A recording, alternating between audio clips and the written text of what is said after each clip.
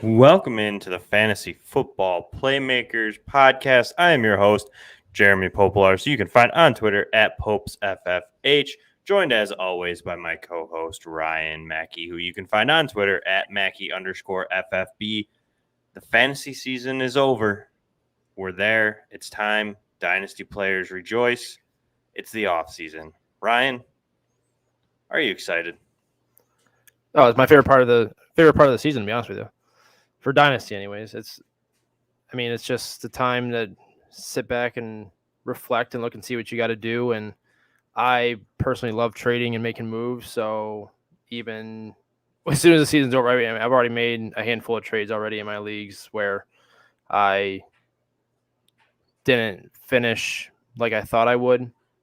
So I traded for some upside for next year, and some teams that I'm rebuilding in traded for some first round picks and the rookie draft coming up, and it's just fun, man. I love this time of year where it's just the off season and you get to just kind of not to worry about anything. You get to kind of take it at your own pace, but at the same time, kind of look and see what you need and see if you can get somebody that puts you over the hump, or you think might get you over the hump, or get some assets that you might need. And yeah, I'm excited for this time of year. Or you're like me and you make a ton of trades for players who get injured. And, Is that another J.K. Dobbins talk? Life happens. Yeah. But now it's like a free ad, It is. I don't have to trade for him. I already got him. It's just a free poker chip sitting on the table. I'll tell you what. I just made a deal in my main Dynasty League, which my team was loaded, did not perform well in the playoffs. First round got bounced. I traded Austin Eckler and a couple other pieces for Cam Akers, J.K. Dobbins, and I think a first. After I was already eliminated, we have no trade deadline. Guy was competing for a title, so I traded him Eckler 2 weeks ago, and then unfortunately Eckler got put on the COVID list for the championship round for us, and he wasn't able to use them. But I traded Eckler, like I said, in some smaller pieces for the upside of Dobbins and Akers and a first, and I am very, very excited about that move just because of the potential that it could be, because now I have CMC, Javonte Williams, Akers, Dobbins, and there's one other guy that I can't remember off the top of my head, but those types of moves for me personally are ones that I love to do this time of year, because guys are looking to, if you don't have a trade deadline, you're looking to win now. And I took advantage of that and possibly got 2 top 10 running backs for next year in the process of it. So I love that move, especially in what we've seen this year. The fantasy realm has kind of just turned into whoever's healthy, we're starting. So yeah, loading up on running backs is definitely not a strategy I would suggest against. I had a lot of leagues this year that were light on running backs, and it didn't go so well for me. Unfortunately, missed on like the later round guys as well. It just kind of was one of those luck of the draws as far as running backs went. So I like that, especially if your league doesn't have trade deadlines, or for example, some of my leagues that championship week's over for all of us, unless you play in week 18, which psychos. Some people do, Ryan. Don't call people names. Gosh. No, those are crazy people. Yeah, I'm not a big final week type of guy. So, but either way, trade deadline's back open in some of mine. Definitely going to maybe possibly make some moves. Some guys are hyped on some guys right now, like an Amon-Ra St. Brown, somebody like that. We'll just use him because he just comes to my head. But something like that, you can make a move either to move him on for something that might be a little bit more secure, or I wouldn't say secure, but more proven type of player, or if you need a little bit help in other areas. The offseason is just starting, so it's definitely exciting. It's going to get to that. There's always that lull, I feel like you get a couple weeks here to make those moves in dynasty leagues, and then you kind of lull until the draft starts. Maybe a week before the draft, someone gets a little hyped. They want to get some more picks. And then you kind of get a little bit there flashing in the rookie drafts. And then you kind of hit that summer lull. And then it's back to to the nose, to the grindstone there at the beginning of August, but it's a good time. But before we move on to 2022, Ryan, I'd like to kind of go back in. Let's just take an overall glimpse here at some of these top performers from this season and just see what stands out and what's surprising to us. Just because there are some surprising performances. We've definitely seen it this season. Some guys that came out of nowhere that I guarantee you nobody knew or had a thought in their mind that these guys were going to have this type of season. And then some others that we thought, oh, hey, this guy's a shoo-in to finish as a positional top 12 player. And he kind of just fell off and just wasn't there. So, Ryan, let's start with the quarterbacks. I think we're going to go here. We're going to use Fantasy Pros, and we're going to use the PPR format. Quarterbacks doesn't necessarily matter, as most of them aren't catching passes. So, let's start us off here. 1, Josh Allen leads the field. He finishes as QB1 through the 16-game season, followed by Justin Herbert, Tom Brady, Patrick Mahomes, Joe Burrow at 5. Ryan, top 5. Anybody surprise you there? I think Burrow at 5 would be the most surprising. I think a lot of people probably expected somebody like Jalen Hurts or Kyler Murray to be up there, one of these dual threat quarterbacks, maybe even Lamar Jackson, who missed 4 games to this point. So, but other than that, I mean, Brady playing at age 57 might be a little surprising at quarterback 3, but I mean, with the weapons that he's had at his disposal the last 2 years, I'm not too surprised by that, especially with how they run that offense. So if anybody's a surprise, it's Burrow and Brady, but I'm not too surprised by Brady personally. But Burrow just caught fire late and has kind of made that push into the top 5. Yeah, I mean, Burrow is definitely a big one for me. I had Burrow pegged as a QB1 at the beginning of the season, but more at the tail end of this. I figured, like you had said, I know Lamar Jackson missed 4 games. He most likely would be here in the top 5 if you go on a per-game basis, as well as Kyler Murray, who kind of fell off just because of injuries. But I agree. I think those 2 guys, you pegged it on or hit the head there on the nail with Tom Brady and Joe Burrow. I thought both were going to have QB1 seasons, just not this high. Moving forward, Josh Allen or Patrick Mahomes? Real quick, Ryan. Which one do you think deserves that QB1 ranking? I feel like it's between those 2 at this point. I know where I'm leading. It's Homer-ish, but it's got to be Josh Allen for me. I just feel like the rushing upside, the rushing touchdowns, the lack of a run game that you might get this season in the offseason. They might add a running back or something, but I just feel like the rushing upside and rushing touchdowns, which is usually more unless you're playing in a 6-point touchdown passing league, just seems like it's just there. It's a lot safer of a floor for me with Josh Allen than Patrick Mahomes. So you kind of alluded to it there a little bit. If I'm in a standard league, or not even a standard league, but just a league where it's standard QB scoring, where it's 4-point passing touchdowns, I would prefer Josh Allen. But if it's a league where you do have that 6-point passing touchdowns, I think I'm still leaning Mahomes just because I think he has at least 5 or 6 touchdown more upside than Josh Allen does, just because Josh runs so much with his legs. And scores so often with his legs. Unless they bring somebody in, that's going to continue until they get an established quarterback. Or running back. I know Singletary's came on as of late. I'm not 100% sure that they're confident in him being that number 1 guy moving forward. But if they were to draft a younger guy in the 2nd or 3rd round, like I've seen mock drafts doing already, I would expect that to change a little bit for Josh to run the ball. So as of right this second, I'm still taking Josh in a standard QB scoring league. But if it's 6-point passing touchdowns, I have to go with Mahomes because that's basically how they throw or how they score is through the air. They very rarely score with their running backs, and if they do, it's usually throwing to them. They don't really have that goal line back to do that, to take away from Mahomes' arm. So, that's kind of where I'm leaning. It just depends on my scoring setting. I like it. That's a fair assessment. All right, let's bump it here. Let's go to 6 through 12. Matt Stafford starts us off at 6. Aaron Rodgers in at 7. Jalen Hurts at 8. Dak Prescott's number 9. 10 is Kyler Murray. 11, Kirk Cousins. and number 12, the maniac himself, Derek Carr. Ryan, out of those 6, who are you most surprised by? 1-7.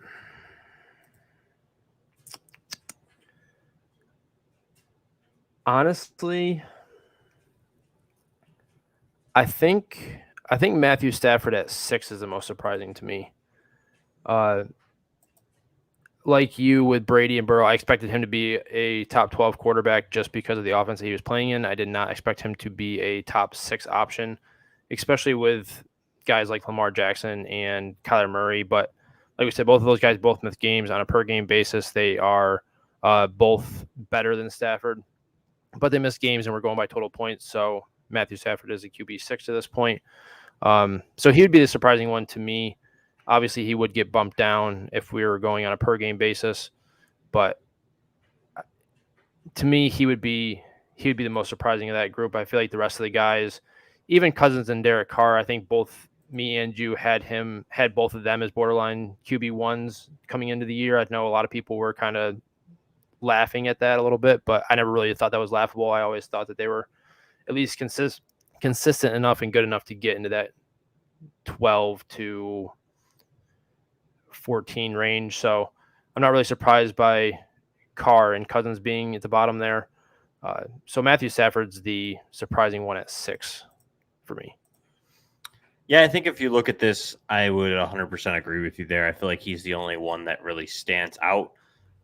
Aside from it'd probably be him.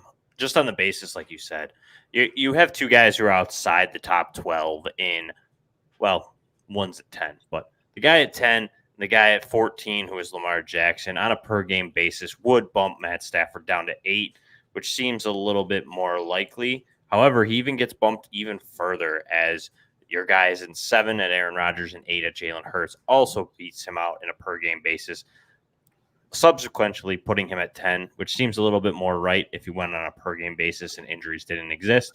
However, they do, and unfortunately, he gets bumped to 6. So I feel like this all works out. You know what I mean? Kirk Cousins, Derek Carr would be QB 12 and 13 if Lamar Jackson stayed healthy, most likely. So you're looking at it that way. I feel like that quarterback list doesn't really surprise me too much. No. Like you said, I feel like obviously Joe Burrow was really high. I mean, he had a great season, and I did not see that coming. I thought he was going to be good. But as far as fantasy goes, I mean, he finished top 5, and that's pretty dang good for a guy coming off of a pretty nasty injury. Yeah, just real quick before we leave quarterbacks, because I know we wanted to get through all the positions. How surprised are you at how low a guy that was considered a sleeper in Tua is? Like how low he's at QB 26. Yeah, I was looking at that earlier when I was going through this list, and I was a little surprised. I'm not overly surprised. He did miss 4 games. I mean, but on a per game basis, he was below 15.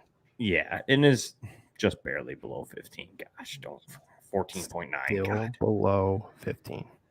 Either way, I was a little surprised. I think it's still just kind of that offense is a little just Yeah. And I've seen some stuff on Twitter earlier in the year and everything. It just seems like the offense isn't built for Tua. It seems like a lot of they have him roll out to his not favored side, and they have a lot of just strange things that offense is doing. He's looked good as of late. I still believe in Tua, but I was definitely surprised. Like him, Trevor Lawrence finishing at 23. Definitely some guys down here, Baker Mayfield at 24. Just kind of had really meh seasons that I thought would have been a little bit higher. And guys like Mac Jones or Jimmy Garoppolo also just a lot higher than I thought they would be. So I feel like the 12 to 24 gets a little bit more surprising to me than that top 12 is at the quarterback position this year. Yeah, the back half is definitely, or the bottom of that grouping, like the QB2s, is definitely more surprising than the top 12 is. 100% agree. Let's move on to running backs here, though, Ryan.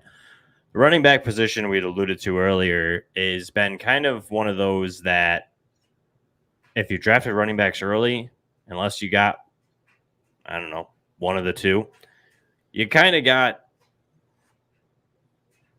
mad all season. As many of these guys, unfortunately, were injured for multiple games. I mean, just go down this list of some of these top guys drafted early. Alvin Kamara, 12 games. Nick Chubb, 13. Dalvin Cook, 12. Derrick Henry, 8. DeAndre Swift, 12. CMC, 7. Yeah, he's just too far down my list. CMC is 7. Kareem Hunt is at 8. I mean, he wasn't super early, but he's always been a pretty high guy. Barkley, 13. Let's see. Who else are we missing here? Anybody else you can think of? Either way, a lot of Miles Sanders at 12. Yeah, CEH with 10. Yeah, CEH is another one that was probably drafted pretty high at 10 there. All these guys just missed time due to injuries. It was a bad year for injuries. You have guys, J.K. Dobbins didn't play it down. Antonio Gibson missed time. All of these guys that we thought could be potential breakouts, unfortunately, ran into injury bugs. But of the guys who made to the top 12, we'll start with the top 5 here, Ryan. Jonathan Taylor at 1. Pretty much ran away with the field here once Derrick Henry went down to an injury. He was ahead by 46 PPR points ahead of number 2, which was Austin Eckler. Number 3, the rookie phenom in Naji Harris. Number 4, Joe Mixon. 5 is playoff Leonard Fournette. Ryan, I don't know if it's me or if you're going to agree with me, but I'm pretty surprised by all 5 of these guys. I don't know about you. I thought Taylor was going to have a good year. I thought Eckler would have a good year. I thought Mixon was going to have a good year, but not all of them landing in the top 5. So, Ryan, who stands out the most here of these 5 to you? Leonard Fournette is the obvious answer for who stands out the most here. I mean, just looking back at last year, the majority of the majority of the difference here with this year and last year for him is that he saw 84 targets this year as opposed to 47. The 84 targets is the second most among running backs in the league. But if you look at his overall numbers, and he scored 10 total touchdowns, which is 8th most. If you look at his overall numbers, like fantasy points per opportunity, yards created per touch, they're all relatively close, or they're even lower than they were last year. So I think that just kind of speaks volumes to the injury hits that really took place this year. I don't feel like if the injury bugs take place, he finishes in this top 5. I mean, Derrick Henry is still the running back 17, despite missing half the season so far. And Fournette's on a per game basis has done really well, but I just feel like if other guys had been healthy all year, he would not be in that top 5, just because if you look at his stats a little bit deeper, you'll see that he either was basically where he was before last year or even down, except for targets, receptions, and touchdowns, which is obviously what carried him to PPR fantasy stardom this year. So he's the one that I'm most surprised by. JT, I'm not surprised by. Eckler, I loved him coming in. Najee, slightly surprising just because we felt like that offensive line might be a little bit of a concern, but he got so much work from Big Ben this year in terms of targets and receptions. It's not really surprising in hindsight. And Joe Mixon staying healthy for playing all 16 games, I think that was a little bit of a surprise for people. So I think Leonard's the most surprising, but I feel like you can make a case for all of them to be surprising to be where they're at. Yeah. I love it. I think you just hit the analysis button on that and covered pretty much everything. But like I said, I was really surprised. Naji Harris is one that stands out to me. I didn't anticipate the PPR upside of him. I did not expect him to see what did he have? I think he had a 20 target game. Like, I didn't expect to see that much usage in the receiving game, I should say. Do you think I that really happens feel like if Juju that doesn't get hurt? Yeah, because most of it was before. I mean, after Juju got hurt, he's down to like 3, 3, 4, 5, 5, 3, 3, 5. You know, he never hit double digits after his 19, which was when Juju was playing. So okay, I wasn't sure if that was when Juju was playing or not. Yeah, that was like the third game of the season. So, but yeah, I mean, I just wasn't really surprised. I mean, he saw 90 targets all year. So, did not anticipate that. As far as a rushing side goes, I mean, he did eclipse 1,000 yards thanks to his almost 200 yards against Cleveland yesterday. But he still was only at 4 yards a pop, which isn't super exciting. That offensive line definitely has had its issues and woes, but that receiving upside, I just did not anticipate that much of it. So for me to see him come in as the RB4 is really surprising. RB3 actually is extremely surprising. So, yep. 6 through 12 gets even more fun, Ryan. Ezekiel Elliott is a guy at 6. Kind of expected him to be somewhere right about that range. I feel like he finished where I would expect him, so I'm not super surprised by that. But the next two are surprising. Cordero Patterson from the top rope, out of nowhere, comes in as RB7 on the season in PPR formats. Number 8 is James Conner. Revitalizes his career in Arizona, was a touchdown monster. Number 9 is Aaron Jones. Number 10, Alvin Kamara. Number 11 is Nick Chubb. And 12 is Antonio Gibson. Despite the slow start, comes in at PPR running back 12. So from 6 to 12, Ryan, obviously, like we alluded to, Cordero Patterson, James Conner, pretty surprising. Anybody else here stand out? Not really, to be honest. I mean, outside of injuries, I mean, you kind of expected all of these guys, obviously minus Patterson and Conner, to be up in that range. I think you had guys like DeAndre Swift that would have been up there if he hadn't missed time. Derrick Henry obviously would have been up there if he hadn't missed time. Even David Montgomery, I think, would have been up there. So I think this would have been a really close battle for that RB1 spot. I feel like there's a lot more guys in this range that should have been here. But like we said, injuries are a part of the game, and we can't say that they would have been there without injuries, even though on a per game basis it says that they would have.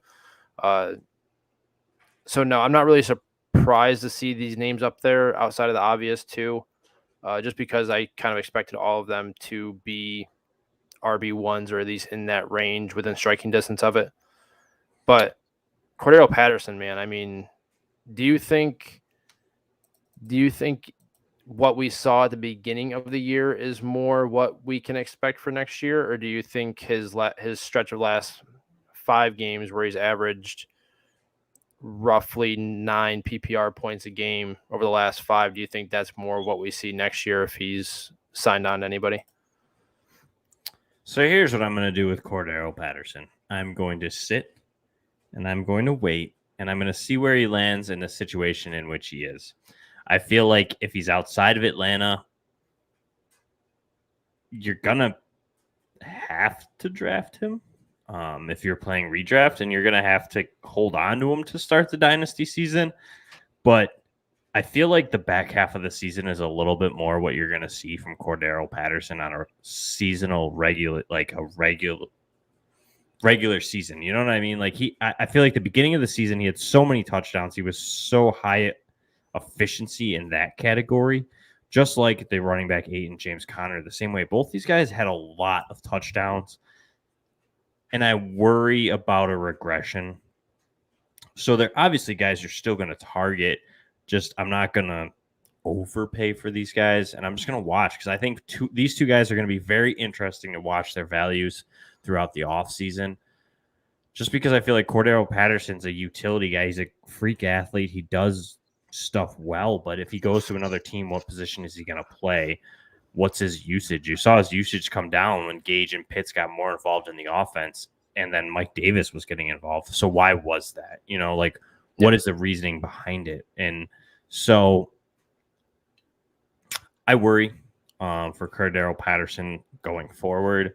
There definitely is going to be no reason not to draft him or to hold on to him by any means. But I definitely want to see the situation before I can value where he should be, where I'll not saying should, but where I will rank him as far as 2022 goes. Especially because you start to look at this RB2 range. You got Josh Jacobs at 13, Dalvin Cook at 14, Javonte Williams at 15, DeAndre Swift at 16, Henry's 17, Damian Harris at 18, Darrell Williams at 19, David Montgomery at 20, Melvin Gordon finishes in at 21, A.J. Dillon at 22, James Robinson at 23, and Devin Singletary comes in at 24. These are all guys that I would almost trust a little bit more than Cordero Patterson going forward. I know what he is and what he did, and you can't take that away from him. But these other guys, like a Josh Jacobs, they're natural running backs. They will have – it's going to depend on what they have as competition, but like Dalvin Cook is another guy that's going to be interesting to watch in the offseason. He only averaged 16 points per game, which is not a ton, and he's probably close outside the top 12 even at that. So you can't even argue the injuries of missing 12 games is the reason that he necessarily fell off. He just didn't look like the same Dalvin Cook this year. So the questions are definitely going to arise there. What is his value? Is he worth it? Where he's going to be drafted? How high is Javonte Williams going to go? DeAndre Swift is another one that battles with injuries. So for me, I don't know. If I'm being completely honest, at this moment, I don't know what to do or to think with Cordero Patterson. You know where I could see him going just because so many backs are leaving or could be leaving for next year for Cordero? I don't think it'll be a surprise. It's always a surprise with you, Ryan. Tampa. No. Just because the only back that'll be on the active roster at the beginning of the league year is Keyshawn Vaughn. I 100% will tell you this right now that they will draft a running back before they take and I could see that, and I can understand why they would do that.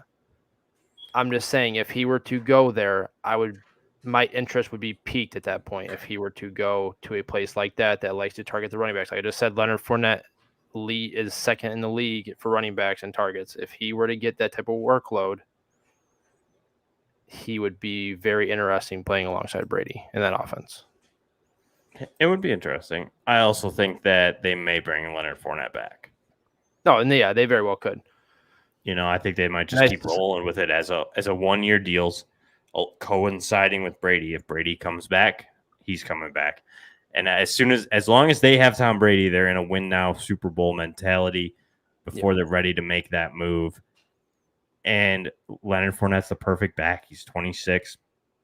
He's kind of at that point where it's like, okay, I'm only going to get 1-year deals, maybe 1 or 2-year deals. Why not stay with a team that's truthfully competitive with one of, if not the greatest quarterback to play the game?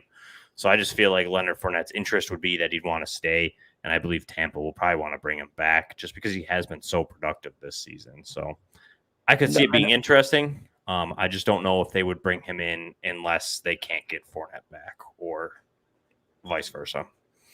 No, I 100% agree. But I think Atlanta might try to bring him back, though. I think he could end up still in Atlanta, personally. The one mock draft that I saw that had Kenny Walker going to Buffalo in the second round also had Breece Hall going to Tampa in the second round directly after them. There was actually 3 running backs in a row where it was Kenny Walker to Buffalo, Breece Hall to Tampa, and then Isaiah Spiller to somebody after Tampa. I can't remember where it was, but they had 3 running backs going back to back to back. And I think if they were to take that approach, then yeah, he'd be completely off the table for them. But it's definitely going to be interesting because there are a good couple running backs coming out, and to see where it goes. And his natural position, running back, so what team's going to sign him for what position as well is going to matter for me. So to his other position, wide receiver, Ryan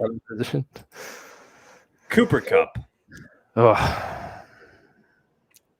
Is there anything we thought say about Cooper Kupp? We thought JT ran away. I was wrong. I thought it was going to be Robert Woods. And obviously, I know nothing because Cooper Kupp just obliterated everything and anything that is fantasy football this season. I believe he's the overall player 1 in fantasy right now, according to Fantasy Bros. He's the number 1 player in fantasy, with the only player over 400 points as of right now. Unreal season. Do you expect him to be this moving forward? Do you expect some regression? What do you expect from Cooper Kupp? I mean, you have to expect at least some regression in his game, right? I mean, 15 touchdowns.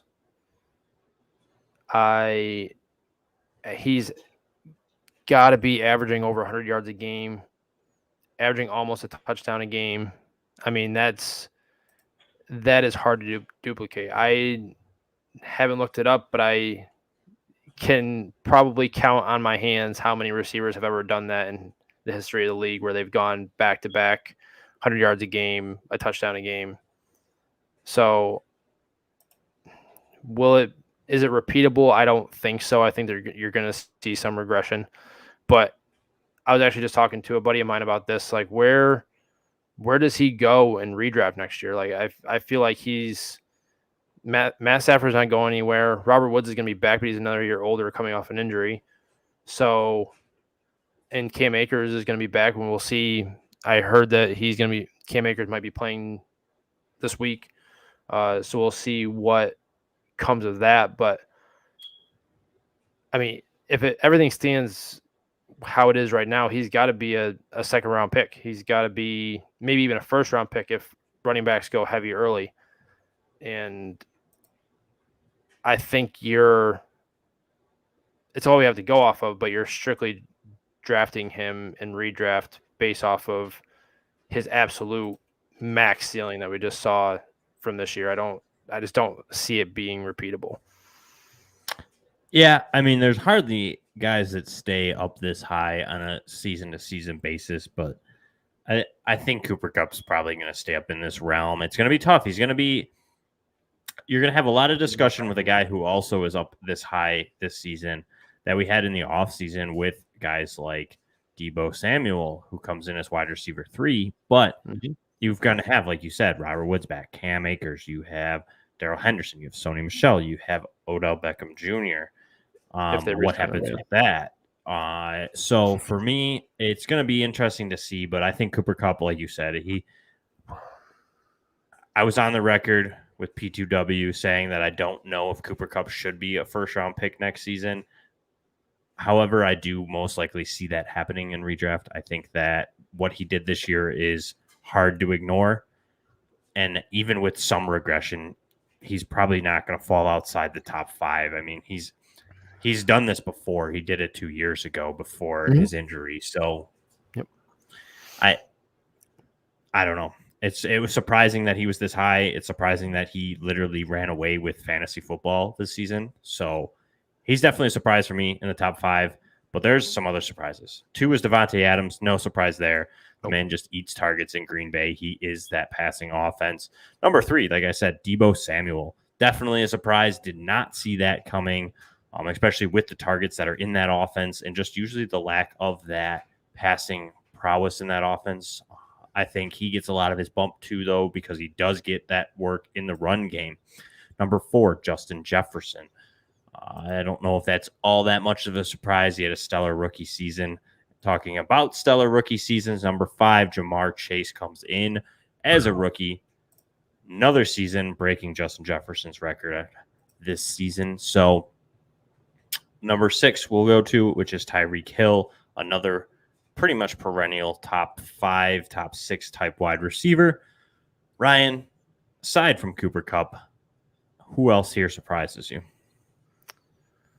Debo. He's the only surprise to me in this group. Tyreek Hill seems to be like a surprise because it just hasn't felt like a Tyreek Hill typical year. That offense just didn't really feel like it was what it has been in recent years, but he's still right up there in the top 6. He's still a wide receiver 1. So it kind of feels surprising, but like looking at it, you're like, okay, it's Tyreek Hill. Of course, he's finishing as a wide receiver 1. But yeah, Debo was the guy that was most surprising to me.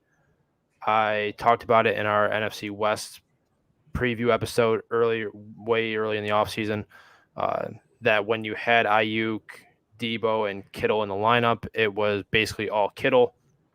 And that seems to be the case relatively as of late. But, I mean, Debo's been a do-it-all guy for them. They've had injuries to running backs. He's taken over running back carries from time to time. Still seeing a ton of targets in the short yardage situation. And he's a yak monster. If he doesn't lead the league in yak, he's got to be right up there with the leaders. So he was the one that was most surprising to me.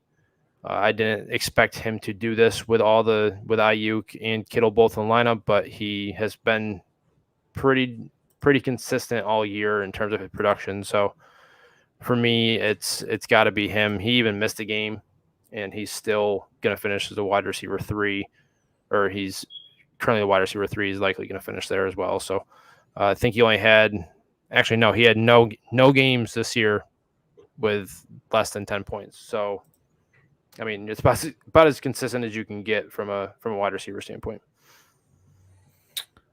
I like it. Number 7, we'll start there at Buffalo Bill and Stephon Diggs comes in at 7. Number 8 is Mr. PPR himself, Deontay Johnson. Number 9, Keenan Allen. Number 10, Chris Godwin. Number 11, Hunter Renfro. Number 12 is Mike Evans. Ryan, I don't know about you. There's one guy who stands out here, and it's been all over Twitter, and it's Hunter Renfro coming out of nowhere. I don't know. It's mainly probably the PPR upside, possibly the Darren Waller injury. But, man, Hunter Renfro put on a show this year. He had a good stretch there for a good 3-4 games where he was over 20 points each week. So, how are we on Hunter Renfro? I mean, I've always been a fan of him. Obviously, I did not expect him to be a wide receiver 1, but I think the Waller injury obviously played a factor. But I mean, who else do they have at wide receiver that you can really rely on? You're not relying on Zay Jones. I'm pretty sure they brought in Deshaun Jackson. He didn't do anything of note. And Derek Carr is still just throwing the ball more than what people give him credit for, and he's better than what people give him credit for. And Hunter Renfro's been his target with Waller being down. So you can't take anything away from him. He's been fantastic, especially this back half of the year. So it'll be interesting to see what kind of offense they bring in if they keep their interim head coach, which I should know his name, but I don't. Whether they keep him as their head coach or if they bring in a whole new system, a whole nother offense, maybe they don't attack the slot like their offense does at the moment. But with a guy like Hunter Renfro, I feel like he's only 26 years old. I feel like he's a guy that you can kind of build around to be a light version of Cooper Kupp, where he's just a very, very good slot receiver, very good route runner, very technical, good hands. So he's just a guy that you can kind of build around, and if they bring in some other weapons and things like that, that'll obviously, it can either hurt him or help him. And it's just, I don't know what to do with him. He's not going to be a guy that I predict to be a wide receiver 1 again next year, but I feel like he's going to be a guy that you can draft in later rounds that has a relatively safe floor from week to week. Fair. Now, out of this next list, which are our wide receiver 2s for this season, who do you think is going to make a jump possibly into that wide receiver 1 realm? You don't have to be top 5, but possibly in this lower echelon here are some of these guys. DK Metcalf is at 13. Number 14 is Jalen Waddle. Number 15, CeeDee Lamb. 16, as year in and year out as he always is, Brandon Cooks. Number 17, Marquise Brown. 18, DJ Moore. 19 is Mike Williams. 20 is T. Higgins. 21, Michael Pittman. 22 is Tyler Lockett. 23, Christian Kirk finally made it. Number 24, Amon-Ra St. Brown with the late Sun God himself. The late push. Yeah, super late push for Amon-Ra St. Brown. So this group, man, it's a good top 24. A lot of talented guys. A guy who misses, Terry McLaurin, Adam Thielen, Amari Cooper, Jacoby Myers, A.J. Brown, Brandon Ayuk. Some big names that missed the top 24. So anybody in that 13 to 24 you think that might push into that top 12 next year?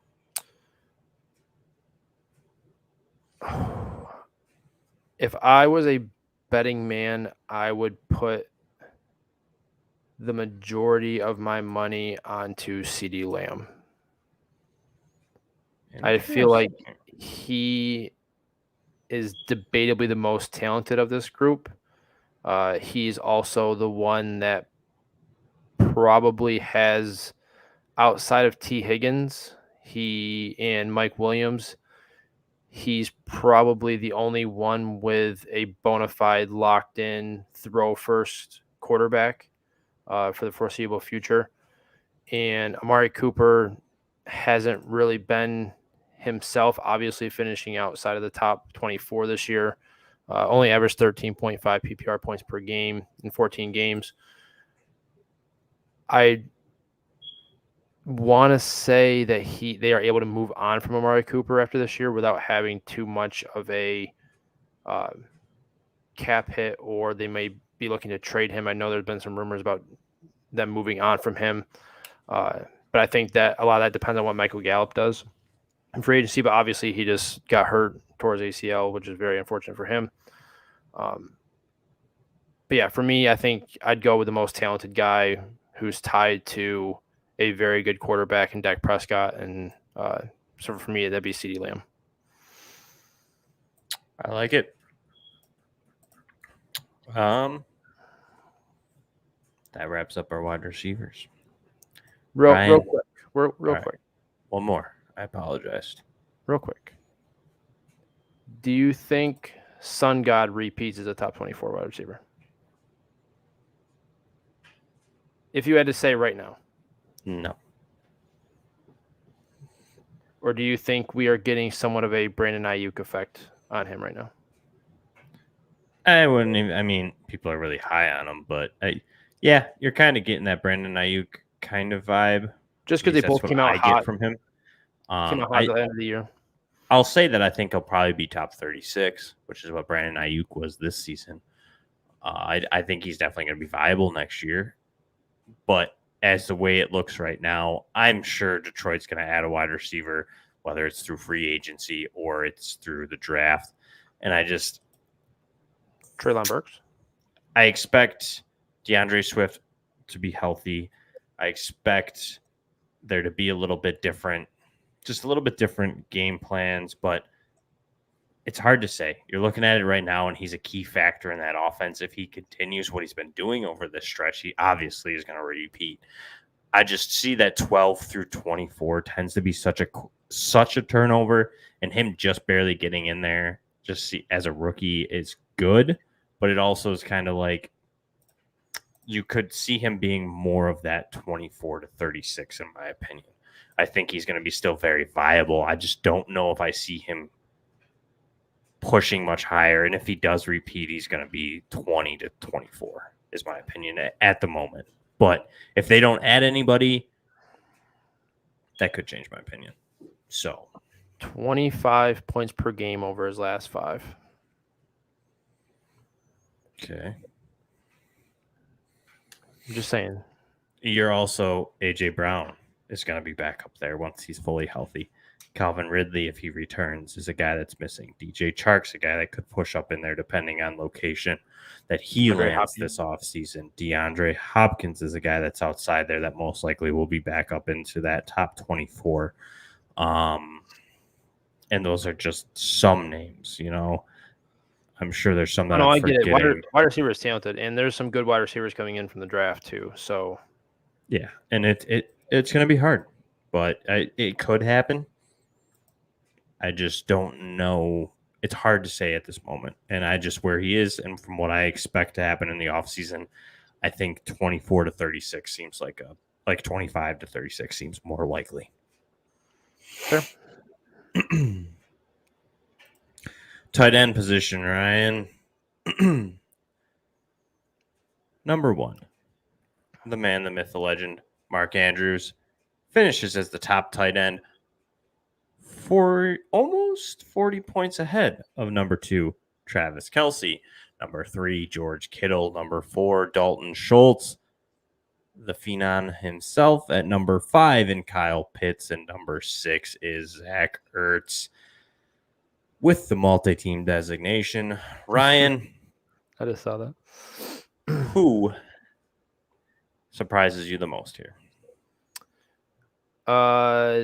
Dalton Schultz for me is the biggest surprise, finishing as a tight end 4.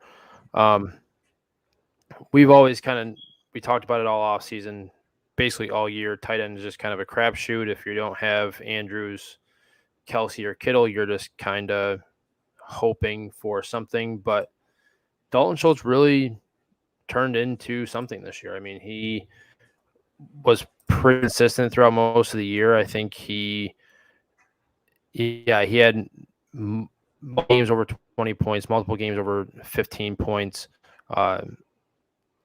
Only had a small handful of games where he saw single-digit PPR points, but saw a ridiculous amount of targets, saw over 100 targets in that offense, even with the other weapons around him. So he would be the one that is my biggest surprise. I kind of expected Pitts to be there, expected obviously Andrews, Kelce, and Kittle to all be there. So he's really the only one that is a surprise. Zach Ertz, you did mention him. He is surprising, obviously, because of his age and what we saw from last year. But when you look at the actual player himself, I didn't really think he had lost any talent for the most part. Like, obviously, I think he had lost a step, but I didn't think he had lost any of his ability to play football. I think he was just kind of stuck behind a younger, more athletic Dallas Goedert last year. So he's surprising when you look at a name basis, but if you look at talent level, I don't think it's surprising to see him up there. We're just going to ignore the fact that Mark Andrews is the tight end 1, Ryan. It's not surprising at all. I mean, I'm just giving you crap. Either way, mine is Mark Andrews. I liked Mark Andrews all offseason. I thought he could be that guy that would take that step and get to that Kelce, Kittle, Waller stage. I did not see this. I did not see him outperforming Travis Kelce by almost 40 points. It was definitely a surprise for me. I get it. Dalton Schultz is definitely a surprise too, but it's too hard to ignore the fact that Mark Andrews made this jump, and I don't foresee it changing. I don't know if he finishes tight end 1, but I definitely think he's in that tier with Travis Kelce and Kittle, and probably Pitts moving forward. Dalton Schultz, to me, I think he saw a lot of work, and he could stay up here. He definitely could. But I just do worry that he might fall a little bit. But he had a good season last year, so Dalton Schultz is definitely in that second tier for me. But he is definitely probably going to be right around 4 or 5 again next year. Would you rather have Pat Freiermuth or Dalton Schultz? Dalton Schultz. Mainly because I do not know what is going to happen in Pittsburgh. Roethlisberger's done. Who's coming in at quarterback? What's the quarterback situation going to look like? Is the offensive line going to get better? Are they going to be able to move the ball? What's the defense going to look like? That team could possibly be in a full rebuild in the offseason. So at the moment, I'm going to take Dalton Schultz just because it's still not that he's even that old, and I don't think they're going to replace him. No, he's young.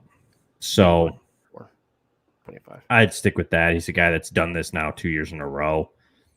I'll stay there. That's fair. 7. Goddard comes in Philadelphia at 7. 8 is Mike Kaseki. Number 9 is Noah Fant. Number 10 is Dawson Knox. 11, Hunter Henry. 12 is Rob Gronkowski. 7 through 12, Ryan. Who's your surprise? For me, it is Hunter Henry. Finishing as a tight end 1. I mean, New England went out and spent a bunch of money on Jonnu Smith. They signed him first. Everybody kind of expected for New England to use his athletic ability that he does possess and find 33, by the way. Yeah, I mean, everybody. I mean, you can go on any fantasy page. I don't care who it is. Everybody had Jonnu Smith listed ahead of Hunter Henry, just because of the big money deal they gave him. I think they had a lot of people had the thinking of Hernandez and Gronk from quite a few years ago now, but obviously that didn't work out how most people had thought, and it was Henry that saw just a bunch of touchdowns. I mean, he was carried by touchdowns, but most of these guys are down here. So for me, Hunter Henry's got to be the biggest surprise, just because I don't think anybody could have predicted that he would be a tight end 1. I like it. I think 10, the guy sitting at 10, Dawson Knox, is a big surprise for me. With the team that's around the Bills, I did not foresee Dawson Knox becoming a receiving target that he did this season. And it was even before injuries that Dawson Knox kind of came out of nowhere. And it's just his history. I mean, he hasn't been known for having the greatest hands. So it was definitely surprising to see him kind of emerge the way he did. So yeah, for me, it's kind of him. I mean, Hunter Henry, we knew was a good receiving tight end. He's always been in Los Angeles. It is a little bit of a surprise, like you said, that he is so much higher than Jonnu Smith. I kind of pegged them both being in that 15 to 17 range just because I figured they'd get that split work. But yeah, I feel like these two that are right there at 10 and 11 are kind of surprising. See, I feel like the only reason why Dawson isn't as surprising as Hunter Henry for me is because we knew that Dawson played in a pass-first offense, and all he needed was a little bit more of a target share. Like, I liked him last year, and not in terms of fantasy, but in terms of like a real-life football player. I liked him. I liked how he played, and Buffalo just did not target the tight end very often last year, and I'm sure that there were some people inside of Buffalo or even outside of Buffalo that thought if this kid were to get some targets, just a little bit more work in terms of receptions and targets, that he could be a viable tight end. So that's the only reason why he's not as surprising as Hunter Henry is to me, just because it's not like they brought in Zach Ertz and he still finished like that. You know what I mean? Like, it's just, which Ertz was a rumor for us. So that's just kind of why he's a little bit less surprising as Hunter Henry is, just because I feel like he always had the talent was there, but it was the offense that he was in was a high-powered pass-first offense as opposed to New England's run-first rookie quarterback what are they going to do with a tight ends type of offense? Fair. From 7 to 12 there, Ryan, the names we mentioned, who do you think has the biggest potential to drop off outside of the top tight ends next season?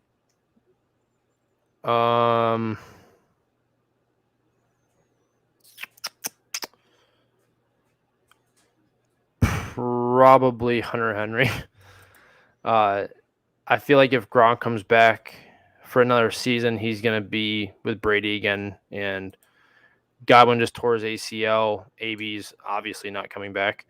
So it might just be down to Mike Evans and Gronk to start the year. But if he plays, I feel like he's still going to be in that top 12 range. But you do have guys like TJ Hawkinson, Pat Freiermuth, Darren Waller, even a sleeperish guy like Cole Kmet, who's down there, who kind of became a favorite target for Justin Fields later on in the season.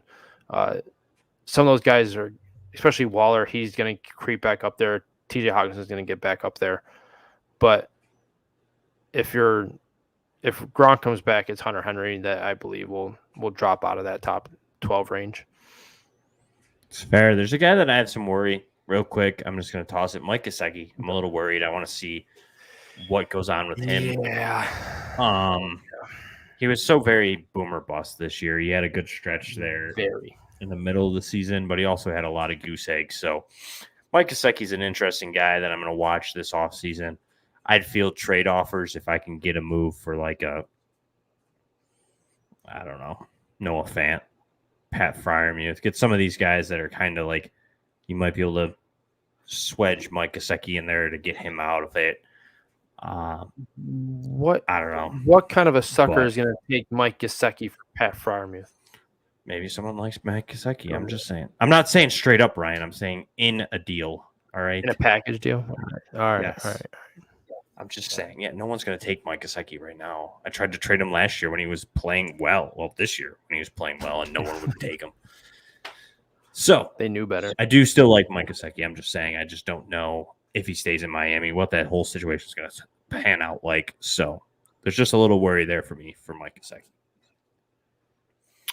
Ryan, until Deshaun Watson goes there, and then he's the tight end one. There you go. Exactly. All right, Ryan. We hit that hour mark. Let's wrap it up. We don't want to keep everybody's day going for too long. So why don't you let everybody know where they can find you, Ryan, and if you have anything coming up. Yeah, as always, you can find me on Twitter at Mackie_FFB. Now that the season's over and I don't have 27 leagues to sort through and commissioner duties to take care of and things like that, I definitely am going to be writing more. So it'll be from either yards per or fantasy NFT or FF League winners, somewhere out there. It'll all be on my Twitter. So just be on the lookout for it. I will definitely be writing a lot more now that the season's done. I'm glad to be back on the show. Missed quite a few weeks there. Both of us had some stuff going on. So, Jeremy, it was nice to get back on the mic with you. Hopefully you guys enjoyed it. Definitely missed being on. So, excited to get back into doing this on a more consistent basis. I love it. I agree. It was a pleasure getting back on. Hopefully we get some nice listenership. But either way, you guys can find me on Twitter at PopesFFH. I didn't have 27 leagues. I had a lot, but it doesn't matter. Either way, you can still reach out. You can find any writing at Sports Gambling Podcast Network, as well as Yards Per. And definitely keep your eye out for the Fantasy Football Playmakers podcast.